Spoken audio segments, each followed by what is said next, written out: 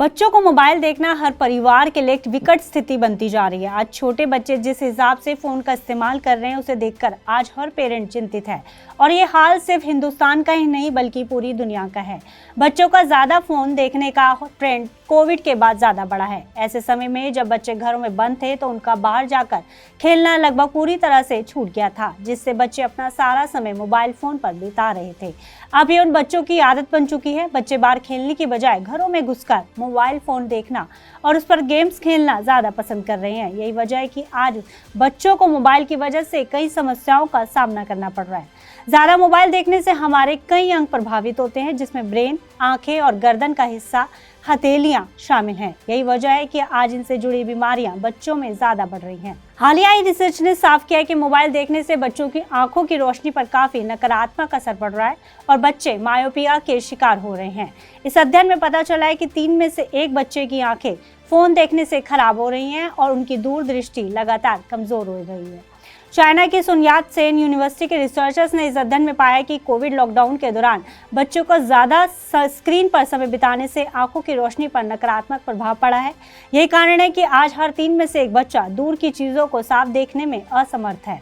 इससे यह निष्कर्ष निकला है कि दूर की रोशनी कमजोर होना यानी कि मायोपिया एक बढ़ती हुई वैश्विक स्वास्थ्य चिंता है, जो 2050 तक लगभग 74 करोड़ बच्चों को प्रभावित करेगी।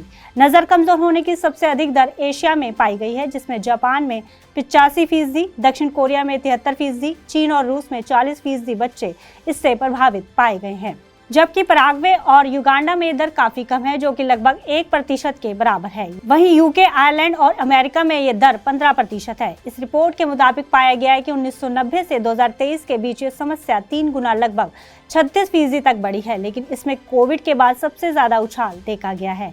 मायोपिया की समस्या जब बढ़ती उम्र में देखी जा रही थी, वहीं अब यह समस्या प्राइमरी के बच्चों में शुरू हो रही है और 20 साल तक आंखों का नंबर काफी ज्यादा बढ़ रहा है। शोधकर्ता इसका एक बड़ा कारण जेनेटिक भी मान रहे हैं, जो कि पूर्वी एशिया में सबसे ज्यादा है।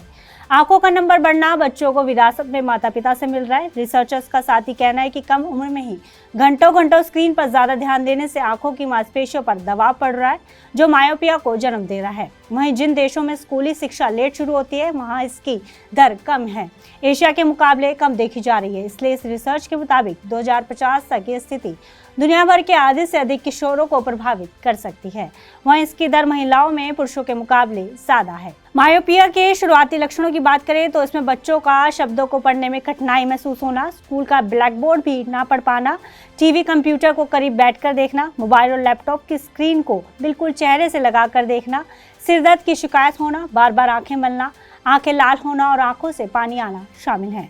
इसलिए मायोपिया से अपने बच्चे को बचाने के लिए उसकी फिजिकल एक्टिविटी को बढ़ाएं और उसे रोजाना 2 घंटे बाहर खेलने के लिए भेजें।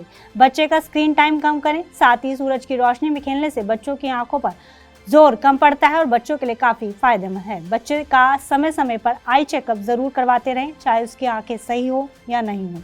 अगर आपके घर में पहले से ही आंखों की रोशनी कम होने और आंखों में नंबर की समस्या है तो बच्चों की आंखों का पहले से ही ध्यान रखें, क्योंकि इस स्थिति में बच्चे को मायोपिया होने के चांसेस 3 गुना अधिक बढ़ जाते हैं।